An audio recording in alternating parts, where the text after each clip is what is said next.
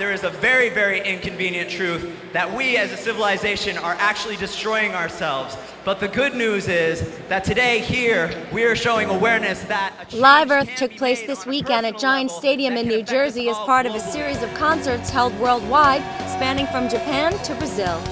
The booking team that Al Gore hired managed to get a good cross-section between older rock bands and rock bands on the newer tip.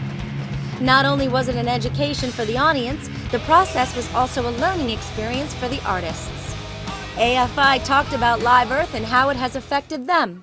As a career, I don't know that it affects our career too much. I think it's more about affecting the awareness of our fans. I think, it's an opportunity for us, a very apolitical band, to be a part of something that we would like to put our stamp of approval on. And this is such a good cause that we decided this would be the event that we would play. Yeah, we didn't really look at this like a chance to get ourselves in, some press or some, new fans. It's kind of like more about the issue. Yeah.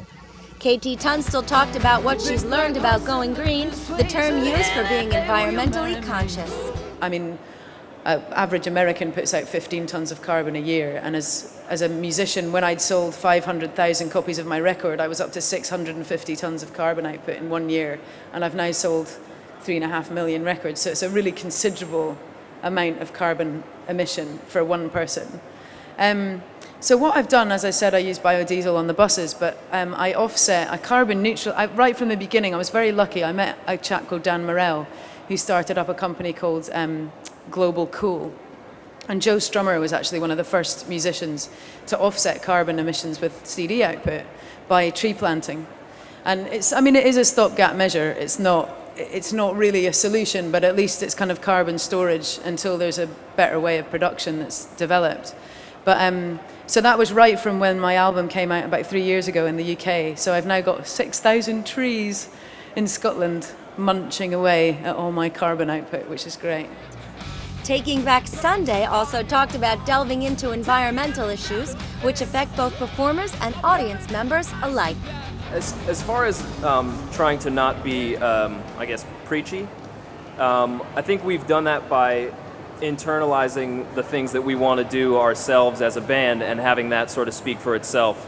Encouraging people to carpool, providing recycling stations at our shows, having an organic rider, organic merchandise, and purchasing carbon offsets, all simple things that you can do as a touring artist, and basically letting that sort of speak for itself, and also offering links to stopglobalwarming.org or different websites from our website. Hopefully people will simply find their way there and then implement these ideas into their own life. That's also a huge part of what being here today is about people seeing that all these artists that they are possibly fans of and have been inspired by can also take their lead in taking the attention toward this issue.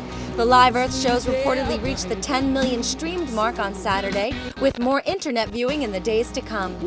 Event organizers also claim that the concert was seen by over 2 billion people.